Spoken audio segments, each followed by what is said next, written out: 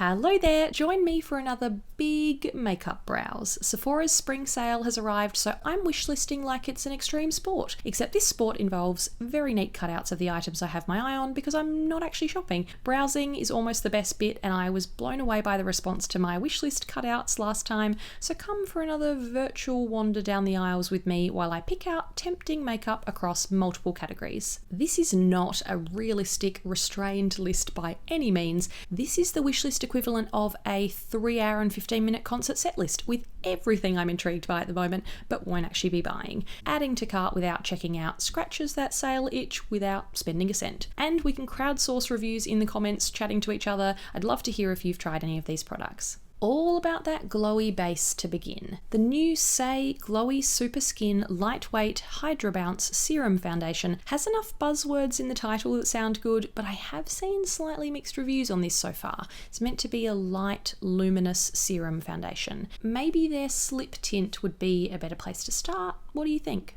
The Kosas Glow IV Vitamin Infused Skin Illuminating Enhancer is another new glowy base product getting a lot of buzz, a pearly liquid you can layer under or mix into makeup, a bit of glittery feedback for this, not trying to look like a Twilight vampire, so let me know your experience. Rare Beauty's Positive Light Under Eye Brightener got quite positive reviews from you when I mentioned this in my recent everyday makeup routine. Jump in if you've tried this lightweight brightening liquid with sheer flexible coverage, because I need a new under eye concealer. No summertime sadness with these bronzers. Laura Mercier are really running with that tinted moisturiser title, aren't they? The new tinted moisturiser bronzer comes in 4 shades called an effortless, weightless, mistake-proof cream bronzer for a natural sun-kissed glow.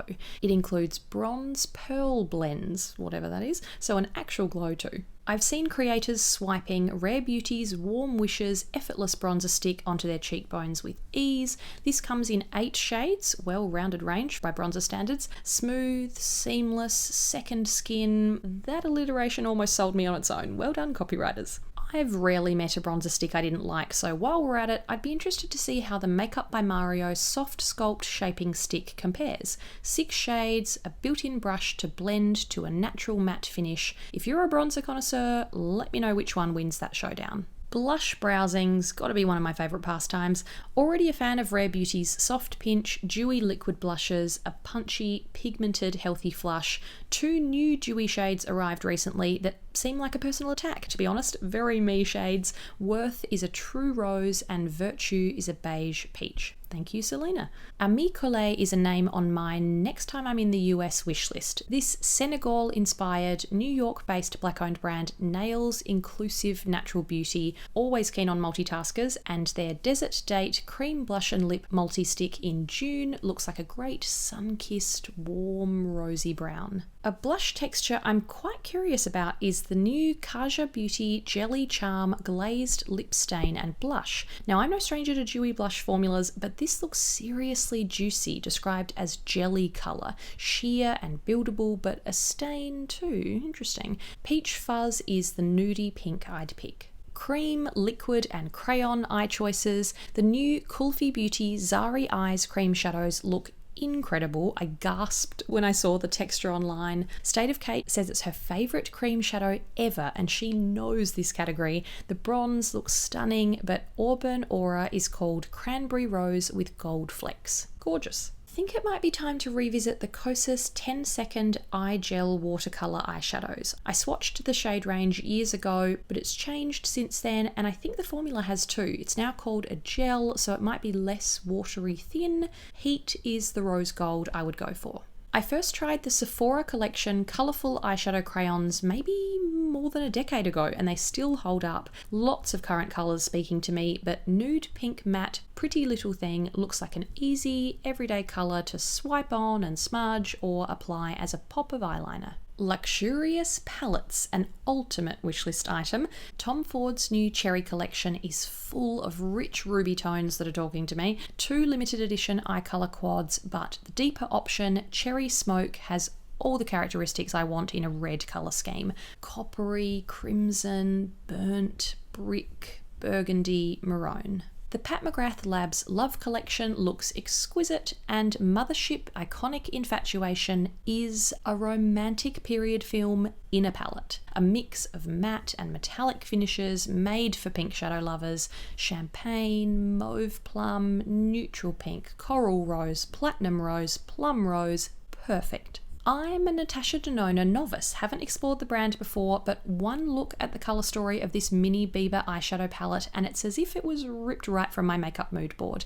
Dusty nude, brown and coral. Shadow enthusiasts, please share your thoughts on her formula. Some sneaky coloured liner and an award-winning mascara. I really like the look of Tower 28's one-liner lip and eye and cheek pencils. They come in 3 creamy shades that look like ideal multitaskers to me: a rosy nude, pinky taupe, and this chocolate brown called Draw Me. Seems to have some rosiness to it in swatches, which I love to enhance green eyes. Glossier is at Sephora. New retailer, new strategy, new era? Planning a separate video catching up on the brand's interesting last few years.